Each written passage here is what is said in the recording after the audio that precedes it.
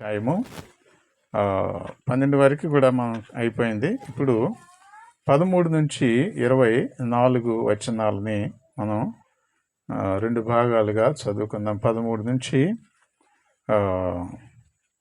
17 వరకు, తర్వాత 18 నుంచి 24 వరకు కూడా మనం చదువుకుందాం.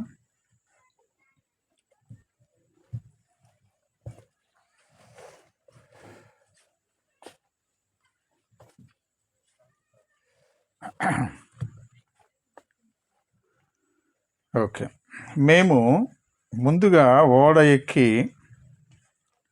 అస్సులో పౌలును ఎక్కించుకొనవలనని అక్కడికి వెళితిమి.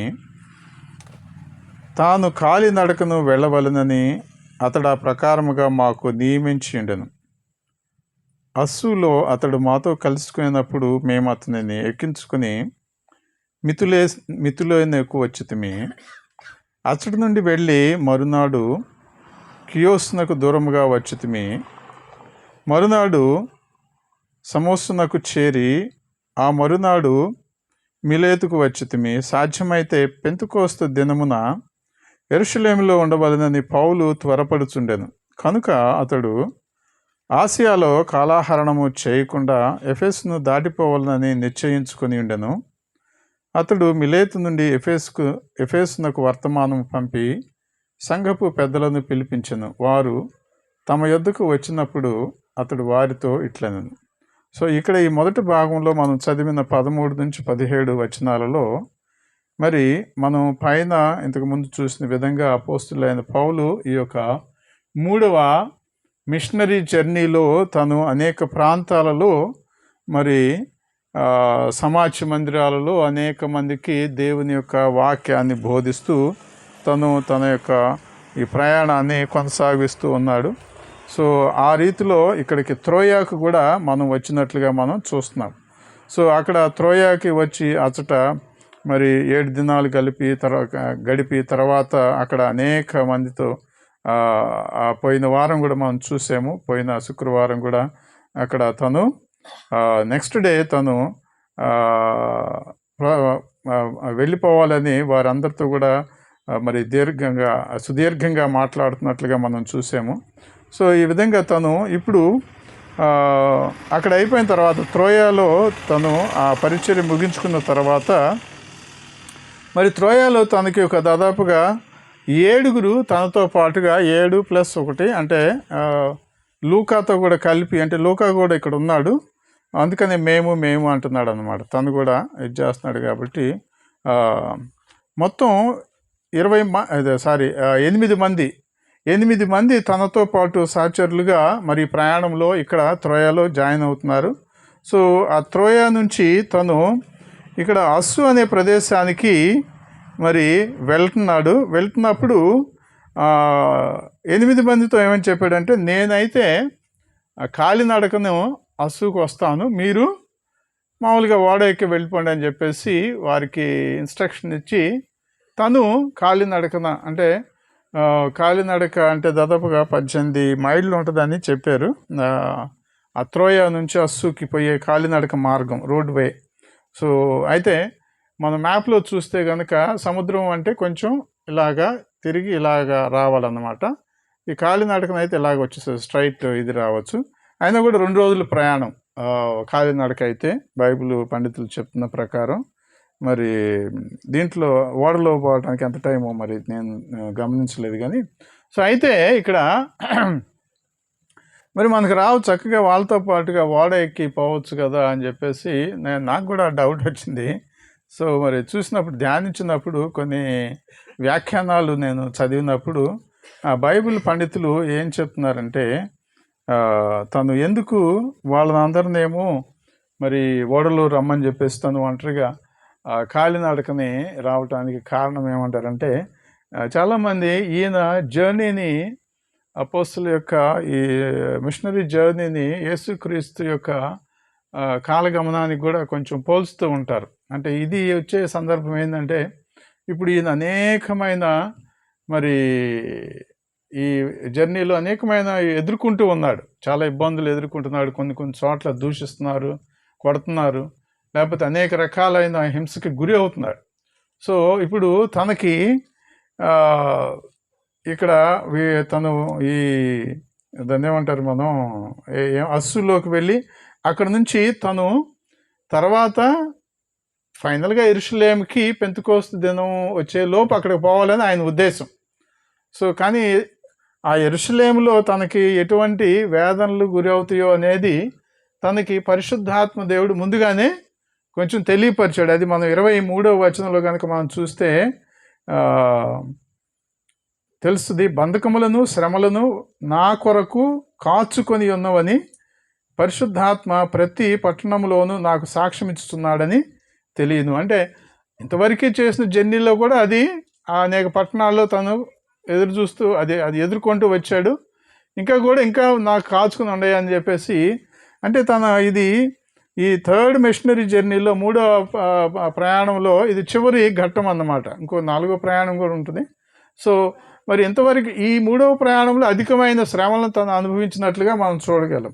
సో వీళ్ళు ఆ పండితులు ఏమంటారంటే యేసుక్రీస్తు కూడా తను సిలువ వేయబడటానికి ముందు అనేకమైన శ్రమలకి గురి చేయబడతాడు అనేది తనకు కూడా తెలుస్తుంది కదా. అందుకని తను కొంచెం ఒంటరిగా ఉండి ఆ శిష్యుల్ని కొన్ని సందర్భాల్లో మనం చూస్తాం. శిష్యుల్ని ఆయన మీరు వెళ్ళండి నేను తర్వాత వస్తానంటాడు. ఆ విధంగా పోలుస్తారు అన్నమాట మన పండితులు, బైబిల్ పండితులు. ఆ విధంగా తను కూడా కొంచెం సాలిటరీగా, అంటే ఒంటరిగా తను ప్రయాణం చేయాలి. మరి ఆ ఎదుర్కోబోయే సమస్యల గురించి మేబీ ఒంటరిగా తను ప్రార్థనలో గడపాలి ఆ జర్నీలో. అంటే 2 రోజుల ప్రయాణంలో మరి అక్కడక్కడ ఆగి ఎక్కడన్నా సొంతంగా ప్రార్థన చేసుకుని దానికోసం ఇంకా ఎదురయ్యబోయే ఆ శ్రమల గురించి తను ఏ విధంగా సిద్ధపడాలనే ఒక అభిప్రాయంతో దానికి ప్రిపేర్ అవ్వటానికి, ఆ వేదన దీనికి భరించడానికి, తను శక్తి పొందటానికి తను ఒంటరిగా ఈ 2 రోజులు తను సపరేట్గా వస్తానని చెప్పి ఉండొచ్చు అని అభిప్రాయపడతారు. Okay, anyway. సో అది తను మరి వారిని ముందుగా పంపించేసి తను వారిని ఓడెక్కి పొమ్మని చెప్పేసి తను మాత్రం కాలినడకలో అక్కడికి వస్తున్నట్లుగా మనం చూస్తున్నాము. సో తర్వాత అతడు మిలేతు నుండి ఎఫెసుకి వర్తమానం పంపి ఏం చెప్తున్నా అంటే అక్కడ ఉన్న పెద్దల్ని పిలిపించుతున్నాడు అన్నమాట. వారు తమ యొద్దకు వచ్చినప్పుడు వారితో ఇట్లా ఇక్కడ మనం ఈ భాగంలో మనం కొన్ని కార్యాలు, ఒక 5 కార్యాలు నేర్చుకోవచ్చు. మనం ఈ 18 వచనం నుంచి 24 వచనం వరకు కూడా ఒక 5 అంశాలను మనం నేర్చుకోవచ్చు అనమాట. చూద్దాము. 18వ వచనం. వారు తమ యొద్దకు వచ్చినప్పుడు అతడు వారితో ఇట్లా నేను ఆసియాలో కాలు పెట్టిన దినము నుండి ఎల్లకాలము మీ మధ్య ఎలాగు నడుచుకుంటునో మీరే ఎరుగుదురు. సో ఇక్కడ ఏమంటున్నాడు, ఆ పెద్దలందరికి కూడా తన గురించి ఒక రకమైన సవాలు కూడా విసురుతున్నాడు. అంటే యాక్చువల్గా ఎలాగ నడుచుకుంటునో అని తెలుగులో ట్రాన్స్లేషన్ ఉంది, కానీ ఇంగ్లీష్లో ఏమనుంటుందంటే హౌ ఐ లివ్డ్, అంటే నేను ఎలాగ జీవించాను, మీ మధ్య ఎలాగ నేను జీవించాను. అంటే ఆసియాలో కాలు పెట్టిన దినము నుండి ఎల్లకాలం, అంటే ఇప్పటి వరకు కూడా అన్ని సమయాల్లో కూడా, అన్ని రోజుల్లో కూడా మీ మధ్య నేను ఎలాగా జీవించానో మీరే ఎరుగుదురు అంటున్నాడు. సో మరి ఇటువంటి నేను అనుకున్నాను, దేవుడు నాతో మాట్లాడేది ఏంటంటే, మరి పౌలు అయితే అంత ధైర్యంగా వారితో చెప్తున్నాడు, సవాలు చెప్తున్నాడు అన్నమాట. మీ మధ్య నేను ఎలా జీవించానో మీరు ఎరుగుదురు కదా. అంటే ఏమంటున్నాడు, నా జీవితాన్ని మీరు చూడండి అంటున్నాడు. అంటే తను ఎంత భయభక్తులతో దేవుని మీద జీవించాడో అనేది ఎవిడెంట్ అక్కడ కదా, అక్కడ బయలుపరుస్తున్నాడు అన్నమాట. వాళ్ళకి జ్ఞాపకం చేస్తాను. అంటే నా జీవిత శైలిలో, నా జీవిత గమనంలో, నేను నడుచుకున్న విధానంలో మీరు ఏమైనా లోపాలు ఎత్తి చూపించగలరా అనేది తను వారికి చూపిస్తున్నట్లుగా కూడా నేను గమనించాను. అంటే మనం అనగలమా ఇప్పుడు, నేను యేసుక్రీస్తుని రక్షకునిగా అంగీకరించిన దినము నుంచి నేను యేసుక్రీస్తుని అంగీకరించిన, ఆ రక్షకునిగా అంగీకరించిన దినము నుంచి, ఆయన్ని వెంబడిస్తున్నాననే తీర్మానం తీసుకున్న దినము నుంచి కూడా ఇంతవరకు కూడా మరి నా ప్రజల మధ్య, అంటే నేను సంచరిస్తున్న, ఓకే, నా కుటుంబంలో కానివ్వండి ఫస్ట్, లేకపోతే నేను వెళ్ళే సంఘంలో కానివ్వండి, లేకపోతే నేను పనిచేసే స్థలంలో కానివ్వండి, నేను నివసించే ఇరుగు పొరుగు వారి మధ్య నేను ఏ విధంగా జీవిస్తున్నాను అనేది మరి నన్ను నేను ప్రశ్నించుకుంటే నాకే తెలుస్తుంది కదా. సో బట్ గాడ్ వాంట్స్, దేవుడు అంటే మనం దేవుణ్ణి వెంబడిస్తున్నామని చెప్పేసి మనం మనకంటూ ఆ తీర్మానం ఉన్న తర్వాత మన జీవిత శైలిలో, అంటే మనం నడుచుకునే విధానంలో మార్పు ఉండాలి కదా. అది సవాల్ చేస్తున్నాడు పౌలు వాళ్ళతో. నేను మీ మధ్య ఆ రోజు నుంచి, ఆశలు అడుగుపెట్టిన దినం నుంచి ఇప్పటి వరకు కూడా మీ మధ్య ఏ విధంగా నేను నడుచుకున్నానో, లేకపోతే ఏ విధంగా నేను జీవించాను, నా జీవిత శైలి అనేది మీరు ఎరుగుదురు కదా అని వారినే అడుగుతున్నాడు అన్నమాట. సో మరి నీ జీవితము నా జీవితము మరి ఏ విధంగా మనం జీవిస్తున్నాము, దేవుణ్ణి ఎరిగిన, దేవుణ్ణి అంగీకరించిన ఆ రోజు నుంచి కూడా మరి ఎంతవరకు కూడా మన జీవితంలో మనం ఏ విధంగా దేవునికి ప్రియమైన రీతిలో మన జీవితం ఉన్నదా, లేకపోతే దేవుని నామానికి దూషణ కలిగించే విధమైన జీవిత సరళి నాలో ఉన్నదా? ప్రశ్నించుకోవచ్చా? మనం ప్రశ్నించుకోవాలా? ప్రశ్నించుకోవాలి. అంటే మన జీవితం, క్రైస్తవ జీవితం అనేది ప్రతిరోజు కూడా నేను దేవునికి, నా జీవితము దేవునికి మహిమకరంగా, దేవుని యొక్క నామాన్ని ఘనపరిచే విధమైన రీతిలో ఉన్నదా, లేకపోతే ఎలాగ నేను జీవిస్తున్నాను, ఏదో పైన జీవిస్తున్నాను అనేది మన జీవితాల్లో మనం గమనించగలిగిన ఒక ప్రశ్న వేసుకుని, మరి ఏమైనా పరిశుద్ధాత్మ దేవుడు అటువంటి ప్రశ్న వేసుకుంటే పరిశుద్ధాత్మ దేవుడు మనకు జ్ఞాపకం చేస్తాడు. ఉదయకాలంలో మనం ప్రార్థన చేసుకోవాలి. ప్రభా, ఈరోజు ఈ ఉదయకాలంలో నేను లేచాను, మరి ఈ దినమంతా కూడా నేను జీవించాలి, మరి మీరు నాకు సహాయం చేయండి. నేనైతే మీ కుమారుడిని, మీ కుమార్తెని, మీ నామానికి మహిమకరంగా, మీ నామానికి ఘనత చేకూర్చే విధమైన రీతిలో నేను ఈరోజంతా కూడా జీవించాలి. అది నా ఆశ. ఫస్ట్ ఆఫ్ ఆల్ అది ఆశ కలిగి ఉంటే ఆశపడే ప్రాణాన్ని దేవుడు తృప్తిపరుస్తాడు. హల్లెలూయా. ఎందుకంటే నా జీవితంలో నేను చాలా అది అనుభవించాను. ఒక్కోసారి చాలా బద్ధకంగా ఉంది, ఏం వెళ్తాంలే అన్నట్టు ఫీలింగ్ ఉంటుంది. కానీ నాకెందుకో నేను పరిశుద్ధాత్మ దేవుడు నో ప్రభువా, నేను ఈ విధంగా ఉండకూడదు, బద్ధకంగా ఉండకూడదు అని చెప్పేసి నాకు సహాయం చేయమని పరిశుద్ధాత్మ దేవుని అడిగినప్పుడు అద్భుతమైన రీతిలో ఆ ఆలోచనే, ఆ ఫీలింగ్నే తొలగించి వేస్తాడు. అంటే ఒక చిన్న ఉదాహరణ నేను చెప్పాను, ఇది ఈ మీటింగ్ అటెండ్ అవ్వటం అనేది. కానీ దీనికంటే చాలా ప్రాముఖ్యమైన విషయాలు కూడా ఉంటాయి మన జీవితాల్లో కదా. మన మాట, ప్రవర్తన, మన తీరు, మన నడవడిక, ఇదంతా కూడా ఇంకా చాలా విషయాలు ఉంటాయి. మనం ఏ విధంగా, ఎవరితో ఏ విధంగా మాట్లాడుతున్నాం, ఎవరితో ఏ విధంగా ప్రవర్తిస్తున్నాము అనేది కూడా మన జీవిత విధానంలో ఒక భాగం. ఓకే, సో రోమీయులకు రాసిన పత్రిక, అంటే అపోస్తలుడైన పౌలు రోమీయులకు రాస్తూ ఒక హెచ్చరిక చేస్తూ ఉంటాడు. 2వ అధ్యాయము 24వ వచనంలో, రోమీయులకు రాసిన పత్రిక 2వ అధ్యాయము 24వ వచనంలో, వ్రాయబడిన ప్రకారము మిమ్మును బట్టియే కదా దేవుని నామము అన్ని జనుల మధ్యను దూషించబడి ఉన్నది.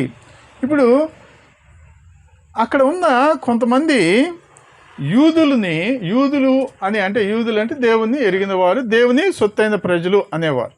సో వారు మేము యూదులమని పేరు పెట్టుకుని వారి యొక్క జీవిత విధానమే డిఫరెంట్గా ఉంది. పైన 17వ వచనంలో కనుక చూస్తే, నీవు యూదుడు అని పేరు పెట్టుకుని ధర్మశాస్త్రమును ఆశ్రయించి దేవుని యందు అతిశయించున్నావు కావా? ఓకే, మనం కూడా యేసుక్రీస్తు బిడ్డల మంది మనం అతిశయిస్తాం, అవునా కదా. అది మన గర్వకారణమే కదా అది. మన యొక్క ఇదే కదా, గొప్పతనమే కదా దేవుని గుర్తెరగడం. ఆయన చిత్తమెరిగి ధర్మశాస్త్రం ఉపదేశం పొందిన వాడవై శ్రేష్టమైన వాటిని మెచ్చుకొంచున్నావు కావా? జ్ఞాన సత్య స్వరూపమైన ధర్మశాస్త్రము గలవాడై ఉండి నేను గుడ్డివారికి త్రోవ చూపువాడను, చీకటిలో ఉండి వారికి వెలుగును, బుద్ధిహీనులకు శిక్షకుడును, బాలులకు ఉపాధ్యాయుడినై ఉన్నావని నీ అంతటి నీవే ధైర్యం వహించున్నావు కావా? ఎదుటివానికి బోధించు నీవు నీకు నీవే బోధించుకొనవా? దొంగిలిద్దవని దొంగిలి వద్దని ప్రకటించు నీవు దొంగిలిదవా? వ్యభిచింపవద్దని చెప్పబడి నీవు వ్యభిచరించదువా? విగ్రహములను అసహించుకుని నీవు గుళ్ళను దోచదువా? ధర్మశాస్త్రం యందు అతిశయించు నీవు ధర్మశాస్త్రం మీరుటి వలన దేవుణ్ణి అవమానపరచదవా? వ్రాయబడి ఇదంతా చెప్పి 24వ వచనం చెప్తున్నాడు. అంటే మనం వీటిలో కొన్ని విషయాల్లో మనం ఉండకపోయినా కూడా మనం గమనించవలసింది, మనము అయితే నేను దేవుని బిడ్డని అని చాలా అతిశయపడతాం కదా. నేను దేవుని పుత్రుడిని, యోహాను సువార్త 1:12-13 వచనాల ద్వారా మనం ధ్యానిస్తూ నేను దేవుని కుమారుడిని, దేవుని కుమార్తెని, నేను శరీరచ్చు వలన రక్తమాంస వలన కూడా పుట్టిన వాడిని కాదు, దేవుని అంశమునే నేను పుట్టిన వాడిని అని అనుకుంటాం. సో దానికి మనం గర్వపడతాం. అంటే మంచిది, దట్ ఈస్ గుడ్, అది మన యొక్క ఐడెంటిటీ, మన యొక్క గుర్తింపు. అయితే ఆ గుర్తింపుకు తగిన విధంగా మన జీవన సరళి ఉన్నదా? హల్లెలూయా. ఓకే, కేవలము మనం బాహ్యుడిగా యూదుడిగా ఉండకూడదు అని అంటున్నారు. తర్వాత ఏమంటాడంటే 28వ వచనం, అదే అధ్యాయంలో 28వ వచనం, బాహ్యమునకు యూదుడు అయిన వాడు యూదుడు కాడు, శరీరమందు బాహ్యమైన సున్నతి కాదు. అయితే చాలా ఇంపార్టెంట్ 29వ వచనం, అంతరంగమందు యూదుడైన వాడే యూదుడు. అంటే నీ అంతరంగములో నువ్వు దేవుని బిడ్డగా ఉన్నావా అనేది, అది నిజమైన దేవుని బిడ్డ. బహిరంగంగా నేను చెప్పొచ్చు, బాప్తిసం తీసుకోవడం వల్ల నేను క్రైస్తవుడిని అని చెప్పుకోవచ్చు. ఓకే, చర్చికి పోవటం వల్ల ఫలానా వాళ్ళు క్రైస్తవులు అని బహిరంగంగా నువ్వు క్రైస్తవునిగా పిలువబడవచ్చు. కానీ బట్ నీ అంతరంగ జీవితము, నీ ప్రవర్తన, అది ఎలాగా ఉన్నది, వాళ్ళే నిజమైన అంతరంగంలో. ఎవరు చూడనప్పుడు నువ్వు ఏ విధమైన ప్రవర్తన కలిగి ఉన్నావో, నువ్వు ఏ విధమైన జీవితం జీవిస్తున్నావో అదే నిజమైన జీవితము. అది బాహ్యంగా నువ్వు క్రైస్తవుడు కావటం కాదుగా, అంతరంగంలో కూడా నువ్వు క్రైస్తవుడు. అందుకనే పౌలు అంటున్నాడు, చూసారా, నేను మీ దగ్గర వచ్చిన మొదటి రోజు నుంచి ఇప్పటి వరకు కూడా నేను ఏ విధంగా నా జీవితం నేను జీవిస్తున్నాను అనేది. సో ప్రియులారా, మనం మరి పౌలు చెప్పిన ఆ విధంగా మనం ప్రశ్నించుకోవాలి. మనం అడగగలమా ఎవరినైనా, చూసారా నా జీవితం ఎలాగున్నది, ఏమైనా లోపాలను చెప్పగలరా అనేది. అంటే అంత ధైర్యంగా మనం జీవించే మార్గములో ఉన్నామా? హల్లెలూయా. ఓకే, సో బట్ మనం పరిశుద్ధాత్మ దేవుడు సహాయం చేస్తాడు. అలాగైతే ఇంకేం క్రైస్తవుతుందో? నో, అది మనకి సాధ్యం కాదు, అది దేవుని వలన మనకి సాధ్యం. అంటే పరిశుద్ధాత్మ దేవుడు మనకి సహాయం చేస్తాడు. మనకు ఉండవలసిందల్లా మనం ఒబీడియన్స్, అంటే విధేయత చూపించటం, మరి కరెక్ట్ చేసుకోవాలనే, అంటే నన్ను నేను సరిదిద్దుకోవాలనే మనస్సు ఉండాలి. నేను సరిదిద్దుకోవాలి మనస్సు ఉంటే డెఫినెట్గా పరిశుద్ధాత్మ దేవుడి శక్తి ద్వారా మనము దేవునికి ప్రియమైన రీతిలో జీవించే జీవితము మనము జీవించగలం. సో మొదటిది, మనం ఆ విధమైన మరి జీవితము జీవిస్తున్నాం అనేది మనం ఆలోచన కలిగి ఉండాలి. సో రెండవ విషయం 19వ వచనంలో కనుక మనం చూసినట్లయితే, యూదుల కుట్ర వలన నాకు శోధనలు సంభవించినను కన్నీళ్లు విడుచుచు పూర్ణమైన వినయ భావముతో నేను ఎలాగూ ప్రభువును సేవించుచుంటినో మీకు తెలియను. చూడండి, ఇది కూడా ఒక సాక్ష్యం తనకి. ఏమంటున్నాడు వాళ్ళందరితో? రెండో విషయం ఏమంటున్నాడు? యూదుల కుట్ర వలన నాకు శోధనలు సంభవించినను కన్నీళ్లు విడుచుచు పూర్వమైన వినయ భావంతో నేను ఎలాగూ ప్రభువును సేవించుచుంటినో మీకే తెలియను. సో మరి మన జీవిత ప్రయాణంలో కూడా, అంటే క్రీస్తుని వెంబడించే ఈ యొక్క క్రైస్తవ ప్రయాణంలో కూడా మనకి ఈ ఎదురు దెబ్బలు ప్లస్ పౌలు చెప్తున్న విధంగా కొంతమంది నుంచి మనకి కుట్రల వలన, శోధనలు, కన్నీళ్లు విడిచే, బాధ పొందే, గాయపడే, మానసికంగాను శారీరకంగాను మరి గాయపడే, దూషించబడే సందర్భాలు కూడా ఎదురవుతాయి. హల్లెలూయా, ఎదురైతాయి. సో అయినప్పుడు కూడా ఏమంటున్నాడు, పూర్ణమే తను దానికి ఆ ఎదురైనప్పుడు తన రెస్పాన్స్ ఏమనేది మనం ఇక్కడ గమనించాలి. మనకు కూడా డెఫినెట్గా ఇటువంటి నిజమైన క్రైస్తవ జీవితం జీవించాలి అంటే దూషణలు, ఎదుటి వాళ్ళ యొక్క దూషణలు ఎదుర్కోవాలి, ఎదుటి వాళ్ళ యొక్క హింస ఎదుర్కోవాలి, ఎదుటి వాళ్ళ యొక్క ఇబ్బందులను మనము ఎదుర్కోవాలి. ఓకే, సో నీతికి నిలబడినప్పుడు దానికి అది కూడా మనం ఆ ఎదుర్పులు కూడా ఇదవుతాయి. సో అటువంటిప్పుడు మరి మన యొక్క రెస్పాన్స్ అంటే మన బదులు ఎలాగా ఉన్నది. పౌలు అయితే ఏం బదులు చెప్తున్నాడు? పౌలు ఏమంటున్నాడు? ఆ ఎదురైనప్పుడు ఏమంటున్నాడు? సంభవించినను కన్నీళ్లు విడుచుచు, అంటే తనలో తానే దిగమింగుకుంటున్నాడు. తనలో తానే పోట్లాడికి దిగట్లా.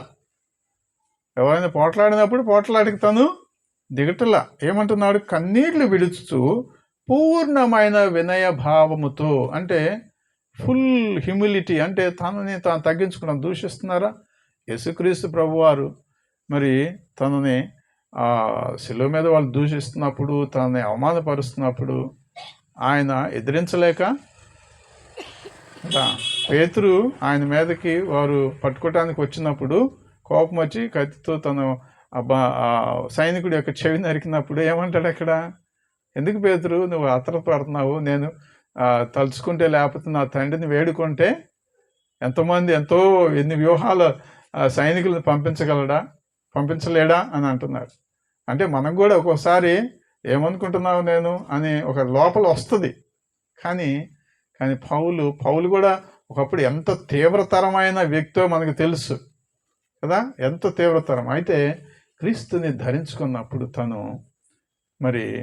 అవన్నీ కూడా మార్చుకున్నాడు. హల్లెలూయా, హల్లెలూయా.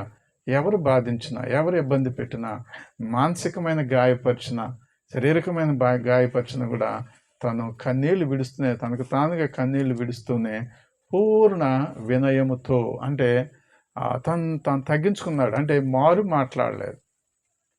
అంటే కొన్ని చోట్ల సమాధానం చెప్పవలసిన చోట్ల చెప్పాడు. కానీ ఇక్కడ తను చెప్తుంది, తన సాక్ష్యం ఏం చెప్తున్నట్టు, నేను పూర్ణ వినయముతో, వినయభావముతో నేనేలాగూ ప్రభువుని సేవించుచుంటున్నో మీకే తెలియను కదా అంటున్నాడు. అంటే నేను ఏ విధంగా ప్రభు వెంటే ఉన్నాను, ఆయన సేవ చేస్తూనే ఉన్నాను. అంటే నీ జీవితంలో, నా జీవితంలో మరి ప్రభు నీకు అప్పగించిన విషయాలని, అంటే అట్లీస్ట్ మనం సేవ చేసే ఇది లేకపోయినా కూడా మన జీవితాలని ఆయనకి ప్రియమైన రీతిలో జీవించడానికి మనకి ఎదురయ్యే అవమానాల విషయంలో మనం ఏ విధంగా మనం ప్రతిస్పందిస్తున్నాము, ఏ విధంగా స్పందిస్తున్నాము అనేది మరి ఈ విషయం ద్వారా మనము గ్రహించగలం. సో అక్కడ హ్యూమిలిటీ అంటే సంపూర్ణ వినయము, అంటే తగ్గింపు. అండ్ ఈ విధంగా నేను కష్టాలు నష్టాలు ఎదుర్కొంటున్నానే అని చెప్పేసి విసిగి వేసారిపోయి తను ఆగిపోలా, తన ప్రయాణాన్ని ఆపివేయాల, అంటే వదిలివేయాల. దేవుని సేవించడం తను వదిలివేయాల. మన జీవితంలో కూడా ఎందుకు వచ్చినాయి ఈ ఇబ్బందులు, ఎందుకు వచ్చినాయి ఇది అని చెప్పేసి దేవుణ్ణి వెంబడించడం ఆగిపోతున్నామా అనే ఒక థాట్స్ వస్తున్నాయా, అది వచ్చినప్పుడు మనం వాటిని వదిలివేయాలి. అంతేకాకుండా ఏది వచ్చినా కూడా దిగమింగుకునే ఒక తత్వం. హల్లెలూయా. అంటే ఓర్పు, సహనము, నీకన్నిటిని ప్రభు దగ్గర ఒప్పుకోవటమే. హల్లెలూయా. ప్రభు దగ్గర మొరపెట్టుకోవటమే. సో అది ఆ విధమైన కార్యం మనం కలిగి ఉన్నాం. అందుకనే మనం ఇక్కడ జ్ఞాపకం చేసుకోవాల్సింది, మనం యేసుక్రీస్తు ప్రభువారు కొండ మీద ప్రసంగంలో 5వ అధ్యాయంలో 10-11 వచనాలను ఒకసారి జ్ఞాపకం చేసుకుంటే ఎగ్జాక్ట్లీ అక్కడ ఇదే విషయాన్ని యేసుక్రీస్తు ప్రభువారు ప్రస్తావిస్తున్నారు. చూడండి, అక్కడ 5వ అధ్యాయము 10వ వచనం, 11వ వచనం. నీతి నిమిత్తము హింసించబడువారు ధన్యులు, పరలోక రాజ్యము వారిది. నా నిమిత్తము జనులు మిమ్మల్ని నిందించి హింసించి మీ మీద అబద్ధముగా చెడ్డమాటలెల్లా పలుకున్నప్పుడు మీరు ధన్యులు, సంతోషించి ఆనందించుడి, పరలోకమందు మీ ఫలము అధికమగును. ఈలాగున వారు మీకు పూర్వముందున్న ప్రవక్తలను కూడా హింసించారు. సో ఇది మరి అపోస్తలుడైన పౌలుకి తెలుసు కాబట్టి ఆయన ఏమంటున్నాడు, నేను ఎంతో నమ్రతతో ఎంతో దీనత్వంతో నేను వాటి అన్నింటిని కూడా సహించాను, కన్నీరు విడిచాను, అంతేగాని నేను దానికి ప్రతిస్పందించలేదు. హల్లెలూయా. సో మనం యేసుక్రీస్తు ప్రభువారు చెప్పిన విధంగా నీతి నిమిత్తం, అంటే యేసుక్రీస్తు యందు విశ్వాసం ఉంచిన వాడు నీతిమంతుడు. ఆ నీతి నిమిత్తం మనం హింసకి గురి అయినా కూడా మనము ధన్యులమే. ఎందుకంటే మనం దాన్ని ఓర్చుకున్నప్పుడు, దిగమింకున్నప్పుడు పరలోక రాజ్యం వారసులంగా మనం పిలువబడతాం, పరలోకాన్ని మనం స్వతంత్రించుకుంటాం. సో యేసుక్రీస్తు నిమిత్తం మనం జనుల యొక్క నిందను సహించినప్పుడు, వాళ్ళ యొక్క అబద్ధాలు, చెడ్డమాటలు, వాటి అన్నింటి కూడా మనం భరించినప్పుడు మనం ధన్యులం. మనం ఆశీర్వదించబడిన వారు. సో అందుకని మరి దేవుని యొక్క ప్రయాణంలో, అంటే దేవుని వెంబడించే ప్రయాణంలో పౌలు చెప్పిన విధంగా అనేక మంది నన్ను హింసించినప్పుడు కూడా ఏమంటున్నాడంటే తను అంటే దుఃఖిస్తూనే మరి తను పూర్ణ వినయంతో ముందుకి సాగినట్లుగా మనం అక్కడ రెండవ విషయంగా మనం చూస్తున్నాం 19వ వచనంలో. సో మొదటి వచనంలో మన జీవితం ఎలాగున్నది అంటే ఎదుటివారి ముందు ఛాలెంజింగ్ చేసే విధమైన మన జీవిత విధానం ఉన్నదా. రెండవ కార్యం మనం చూస్తున్నాము, మన జీవిత ప్రయాణంలో ఎదురయ్యే ఇబ్బందులు, ఇరుకులు, దూషణలు, మరి గాయాలు, వీటన్నింటికి మనం ఏ విధంగా ప్రతిస్పందిస్తున్నాం. అంటే మన రీతిలో మనం సమాధానం చేస్తున్నాం, లేకపోతే దేవుడే ఆ స్థితిలో ఆ విధంగా ఉంటే, ఆ పరిస్థితులు ఉంటే ఏ విధంగా స్పందిస్తాడు అనేది మనం అది చూస్తున్నాం. సో మూడో విషయం మనం చూద్దాము. ఓకే, అది 20-21 వచనాలు కలిసి మనం చదువుకున్నట్లయితే, అపోస్తలుల కార్యాలు 20వ అధ్యాయము 20-21. మరియు ప్రయోజనకరమైనది ఏదియు దాచుకొనక బహిరంగముగాను ఇంటింటను మీకు తెలియచేయచ్చు, బోధించుచు దేవుని ఎదుట మారు మనస్సు పొంది మన ప్రభువైన యేసుక్రీస్తునందు విశ్వాసముంచవలెనని యూదులకును గ్రీసు దేశస్థులకును ఎలాగ సాక్ష్యమిచ్చుచుంటునో ఇదంతయు మీకు తెలియను. సో ఇక్కడ చూస్తున్నాము, మరి ఇంత ఇబ్బందులు ఎదుర్కొంటున్నప్పటికి కూడా తను మరి దేవుని యొక్క సువార్తను, ఆ సువార్త ద్వారా ప్రజలకు కలిగే ఆ యొక్క ప్రయోజనాన్ని వివరిస్తూ ఉన్నాడు, బహిరంగంగా వివరిస్తూ ఉన్నాడు. ఎక్కడికి పోతే అక్కడ తనకి ఎదురుపులు కలుగుతూనే ఉన్నాయి. అయినప్పుడు కూడా మానుకుంటున్నాడా తను? మీరే బాధ్యులు అని చెప్పేసి అక్కడ దులుపుకుని వచ్చేస్తాడు అంతే. బట్ ప్రకటించడం మాత్రం మానుకోవట్లే. ఎవడు ఇంటలేదే అని చెప్పేసి, వీళ్ళు హింసిస్తున్నారని చెప్పేసి తను ఆ పనికి తను ఏం చేయట్లా, ఫుల్ స్టాప్ చేయట్లా. అంటే సువార్త చెప్పే విషయాన్ని మాత్రం తనలో ఏమాత్రం ఆసక్తి అనేది తగ్గల. ఇన్స్పైట్ ఆఫ్, అంటే హింసలు, దూషణలు, గాయాలు బహిరంగంగా అంతరంగం కలుగుతున్నప్పటికి కూడా తను మరి ఏ మాత్రము ఆసక్తి కోల్పోకుండా దేవుని యొక్క సువార్త, అంటే దేవుని యొక్క సువార్త ద్వారా ప్రజలు విడిపించబడాలి, వాళ్ళు ప్రయోజనం పొందాలి, వారు మేలు పొందాలి, వారు నరకం నుంచి తప్పించబడాలి, ఈ తపనతో తను సువార్తను చెప్పే ప్రక్రియ మాత్రం ఏ మాత్రము తను వెనుకంజ వేయల. సో మరి అక్కడ మనం చూసినట్లయితే 18వ అధ్యాయంలో కూడా 5-6 వచనాల్లో మనం చూస్తే, 18వ అధ్యాయం 5-6 వచనాల్లో, సీలయు తిమోతియు మాసిదోనియా నుండి వచ్చినప్పుడు పౌలు వాక్యం బోధించటందు ఆతృత గలవాడై ఉన్నాడు అన్నమాట. యేసే క్రీస్తుని యూదులకు దృఢముగా సాక్ష్యం ఇచ్చుచుండెను. వారు ఎదురాడి దూషించినప్పుడు అతడు తమ వస్త్రములు దులుపుకొని, మీ నాశనమునకు మీరే ఉత్తరవాదులు, నేను నిర్దోషిని, ఇక మీదట అన్ని జనుల యొద్దకు పోవద్దని వారితో చెప్పి అక్కడి నుంచి వెళ్ళిపోయాడు. సో ఆ విధంగా అక్కడి నుంచి ఇంకో ప్రదేశం, ఎక్కడ అంగీకరిస్తారో అక్కడ 4 రోజులు ఉంటున్నాడు, చెప్తున్నాడు.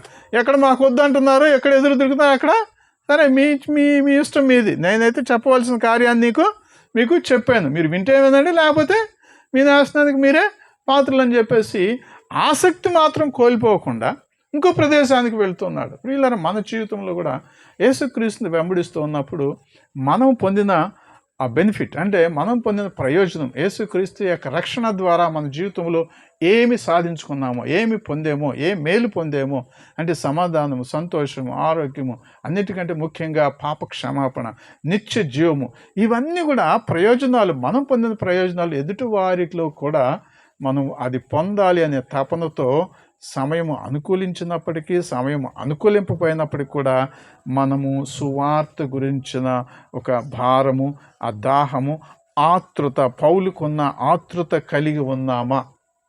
హల్లెలూయా. ఎన్ని ఇబ్బందులు ఎదుర్కొన్నా కూడా ఆ తపన, నేను ప్రజలకు మేలు చేయాలి, వాళ్ళు నశించిపోతారు అని చెప్పేసి ఆ భారం కలిగి ఉన్నాడు. సో అటువంటి భారం 2 తిమోతి 4:1-2 వచనాల్లో అక్కడ తిమోతికి మరి చెప్తున్నాడు, ఇన్స్ట్రక్షన్స్ ఇస్తున్నాడు పౌలు గారు. 2 తిమోతి 4:1-2 వచనాలు కనుక మనం చూసినట్లయితే, దేవుని ఎదుటను సజీవులకును మృతులకును తీర్పు తీర్చు క్రీస్తు యేసు ఎదుటను ఆయన ప్రత్యక్షతతోడు ఆయన రాజ్యముతోడు నేను ఆనబెట్టి చెప్పినదేమనగా. చూడండి, తనకు తానే ఒక తీర్మానం చేసుకుంటున్నాడు, తనకు తానే ఒక ఆనబెట్టుకుంటున్నాడు అన్నమాట. ఏమని పెట్టుకుంటున్నాడు? తను వాక్యము నేను ఆనబెట్టి చెప్పినది ఏమనగా, అంటే నేను ఖచ్చితంగా నీకేం చెప్తున్నా అంటే వాక్యమును ప్రకటించుము, దేవుని సువార్తని ప్రకటించుము. ఏమంటున్నాడు? సమయమందును అసమయమందును ప్రయాసపడుము, సంపూర్ణమైన దీర్ఘశాంతముతో ఉపదేశించుచు ఖండించుము, గద్దించుము, బుద్ధి చెప్పుము. హల్లెలూయా. సో ఇది మాత్రం హెచ్చరిక చేస్తున్నాడు పౌలు, ఎక్కడికి పోతే అక్కడ. ఓకే, సో ఖండించేటప్పుడు ఖండిస్తున్నాడు, ప్రేమతో చెప్పేటప్పుడు ప్రేమతో చెప్తున్నాడు. ఏది ఏమైనప్పుడు కూడా సమయం అసమయం అంటే అన్ని దీంట్లో కూడా తను పరిస్థితుల్లో కూడా వాక్యం ప్రకటించే విషయంలో అత్యాసక్తి కలిగి ఉన్నాడు. మరి నీ విషయం నా విషయం ఏంది? మనకి దేవుడు ఎంతో సమయం ఇస్తూ ఉంటాడు, ఎన్నో అనుకూలతలు. అట్లీస్ట్ మన సొంత కుటుంబీకులకే మనం సువార్తను ప్రకటించగలుగుతున్నామా? వాళ్ళని రక్షణలోనికి నడిపిస్తున్నామా? బంధువుల గురించిన భారం కలిగి ఉన్నామా? వారు అట్లీస్ట్ మన మాట వింటారు కదా. వారికి మన సాక్ష్యాన్ని చెప్పి మనం వారికి వాక్యాన్ని చెప్పి వారిని దేవునిలోనికి నడిపించే ఒక భారము కలిగి ఉన్నామా అనేది మరి ఈ వాక్యం ద్వారా, ఈ విషయం ద్వారా మనం గమనించవచ్చు. సో 22వ వచనం 4వ విషయం మనం గమనిద్దాము. 22వ వచనం, ఇదిగో నేను ఇప్పుడు ఆత్మయందు బంధింపబడివాడినై యెరూషలేమునకు వెళ్తున్నాను. అక్కడ నాకు ఏమేమి సంభవించునో తెలియదు, కానీ బంధకములు శ్రమలు నా కొరకు కాచుకొని ఉన్నవని పరిశుద్ధాత్మ ప్రతి పట్టణంలోనూ నాకు సాక్ష్యం ఇస్తున్నాడని తెలియను. సో ఇక్కడ తను ప్రయాణిస్తున్నప్పుడు కొన్నిసార్లు మరి పరిశుద్ధాత్మ దేవుడు క్లియర్గా తనకు చెప్తున్నాడు, నువ్వు అక్కడికి ప్రయాణమై వెళ్తున్నావు, నీకు బంధకాలు కాచుకుని ఉన్నవి, శ్రమలు కాచుకుని ఉన్నవి. సో అయినప్పుడు కూడా నువ్వు అక్కడికి పోవాలి. అంటే ఆ 18వ అధ్యాయంలోనే అనుకుంటా, అయినా కూడా నువ్వు భయపడబాక ప్రసంగం చేయి, అక్కడ ప్రసంగం చేయి, నాకు ఈ పట్టణంలో చాలామంది నా పక్షాన ఉన్నారు అని చెప్పేసి అంటున్నారు. సో ఒక్కోసారి మనకి పరిశుద్ధాత్మ దేవుడు మన ఈ ప్రయాణం అంటే క్రీస్తులో మన ప్రయాణంలో మనకి నువ్వు నీతిగా నిలబడితే నీకు ఇబ్బందులు ఎదురవుతాయే బాబు, అయినా కూడా నువ్వు నీతిగా నిలబడాలని మనల్ని ప్రెషరైజ్ చేస్తూ ఉంటాడు అనుకోండి. దానికి ఒబే చేయాలా, మనం ఒబే చేయకూడదా? దానికి మనం అంగీకారం చూపించాలంటే దానికి ఆ పరిశుద్ధాత్మ దేవుని యొక్క నడిపింపుకి అది ఒకవేళ కష్టతరమైన కార్యమైనా కూడా మనము పరిశుద్ధాత్మ దేవునికి విధేయత చూపించాలి. అది తనకి క్లియర్గా తెలుసు. ఇప్పుడు యెరూషలేము పట్టణంలో తనను బంధిస్తారు, పోయి జైల్లో వేస్తారు, ఇంకా తను హింసిస్తారు, ఇదంతా తెలుసు. అయినా కూడా పరిశుద్ధాత్మ దేవుడు పొమ్మంటున్నాడు. అప్పుడు అయ్యో ప్రభువా నేను వెళ్ళనని అంటలా. సో మన జీవిత ప్రయాణంలో కూడా దేవుని వెంబడించడం అనేది మన కత్తి మీద సామన్ అనే ఒక ఇది. అయినా కూడా పరిశుద్ధాత్మ దేవుడు మనతో ఉన్నాడు కాబట్టి పరిశుద్ధాత్మ దేవుడు మనకి పలానా పని నువ్వు చేయబాక, అది చేయకూడదంటే చేయకూడదంటే దట్స్ ఆల్. పలానా చోటుకి నువ్వు వెళ్ళు, అక్కడ ధైర్యంగా సువార్త ప్రకటించు. సో కానీ సో అంటే మనకి పరిశుద్ధాత్మ దేవునికి ఆ విధేయత చూపించి తను ముందుకి సాగే విషయం ఇక్కడ మనం గమనిస్తున్నాం. కాబట్టి మన జీవితంలో కూడా మనకి కష్టతరమైన విషయాలు ఎదురవుతున్నప్పటికీ కూడా పరిశుద్ధాత్మ దేవుడు మనకి చెప్పినప్పుడు ఆ విషయంలో మనం ముందుకి సాగాలి. దాంట్లో మనం ఎప్పుడు కూడా వెనకబడిపోవటానికి మనం ఉండకూడదు. సో ఒకవేళ అవి కష్టమైన కార్యాలు కావచ్చు, లేకపోతే ఒకవేళ ఇది మనకి మంచి చేసే కార్యాలు కూడా మనకి ఉండొచ్చు అది. ఓకే. సో 23వ వచనము 23వ వచనంలో కనుక మనం చూసినట్లయితే అది 24వ వచనం. ఓకే, 24వ వచనం. ఇప్పుడు అయితే దేవుని కృపాసువార్తను గూర్చి సాక్ష్యం ఇచ్చుట యందు నా పరుగును నేను ప్రభువైన యేసు వలన పొందిన పరిచర్యను తుదముట్టింపవలనని నా ప్రాణమును నాకెంత మాత్రమును ప్రియమైనదిగా ఎంచుకొనుట లేదు. అంటే పౌలు యొక్క తీర్మానము, ఆ స్ట్రాంగ్ బలమైన ఆ తీర్మానం చూడండి ఎంత రాడికల్ అంటే ఆ తీవ్రతరమైన వాంఛ. తను యేసుక్రీస్తు యొక్క పరిచర్యను చేపట్టాడు, పిలువబడ్డాడు, దాన్ని ముగించటంలో నేను ఏమాత్రము వెనకడుగు వేయను అంటున్నాడు. హల్లెలూయా. మరి మనము యేసుక్రీస్తుని ధరించుకున్నాము. మన జీవితంలో కూడా చివరి వరకు మన ప్రయాణాన్ని సాగించే వారిగా ఉన్నామా? మార్కు సువార్త 13:13 ఒకసారి చదివి మనం ముగించుకుందాం. అది మనం ప్రాణం పోయేంత ఇదైనా కూడా తను ఏమంటున్నాడు? పౌలు తను ముందుకి సాగుతాను అని అంటున్నాడు. సో మన జీవితాల్లో మనం అటువంటి పరిస్థితి ఎదురైనప్పుడు, ఇప్పుడు ఇందాక వర్షిప్లో కూడా ఒక పాట పాడాం, రెండో ఇది మీకేమైనా జ్ఞాపకం ఉందా? వచనం రక్తమే చింది సాక్షిగా ముందును నిశ్చయమే పాడంగా. నిశ్చయమేనా? అది నిశ్చయమేనా? అది అన్నమాట. అది యాక్చువల్గా ఎందుకో నాకు ఆ వచనం వాడాలంటే, ఆ వచనం చేయాలంటే నాకు కొంచెం భయంగా ఉంటుంది. నేను చెప్తున్నా, నా సంగతి నేను చెప్తున్నా. ఒక్కోసారి ఆ వచనం వచ్చే వరకు నేను ఒక్కోసారి సైలెంట్ అయిపోతాను. కానీ మనసులో ప్రార్థించుకుంటాం, ప్రభు అటువంటి పరిస్థితి వస్తే నాకు సహాయం చేయండి, మీకోసం రక్తం చిందించే పరిస్థితి వస్తే నాకు సహాయం చేయండి అంటే జస్ట్ పాడటం అనేది కాదు మనకు కావాల్సింది. నిశ్చయం అని ఆ పరిస్థితి వచ్చినప్పుడు కనపడకుండా పోతే. కానీ పౌలు అలాగ లేడు. హల్లెలూయా. పౌలు అలాగ లేడు.